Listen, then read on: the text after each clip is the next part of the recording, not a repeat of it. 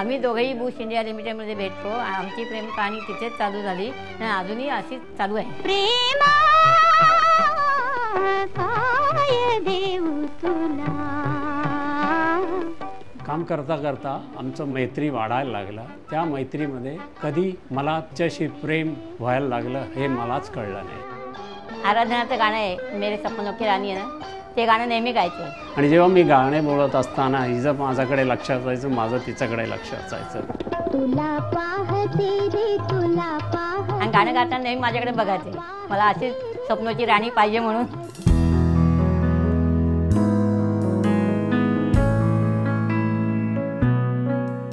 मी एक ब्राह्मण हिंदू आहे आणि माझे मिस्टर ख्रिश्चन आहेत. आम्ही दोघांनी इंटरकास्ट लव्ह मॅरेज केलं आहे.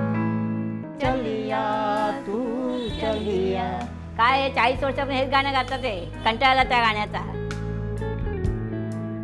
आमच्या दोघांमध्ये पुष्कळ प्रेम आहे, पण कधी भांडण बिंडण झालं ना मग राग येतो मग ते प्रेम थोडं कमी होतं. भांडण होतं, ते भांडणाचा रागात मी काय म्हणतो तिला, तुमसे हो हसीना कभी मोहब्बत न मैं न करनी थी, मगर मेरे दिल ने मुझे धोखा दे दिया. दीवाने कभी मोहब्बत मैं न करनी थी, मगर मेरे दिल ने मुझे धोखा दे दिया.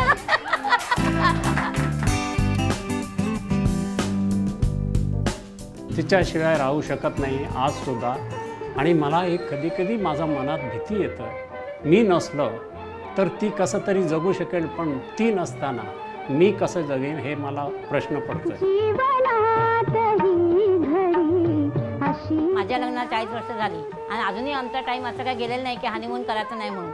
पण माझी अशी इच्छा आहे की कोण होईल मराठी करोडपतीमध्ये, जे काय मी स्वतः पैसे जिंकेन त्याच्या पैशांनीच मी माझ्या मिस्टरांना हनीमूनला घेऊन वर्ल्ड टूरवरती जाण्याची माझी इच्छा आहे.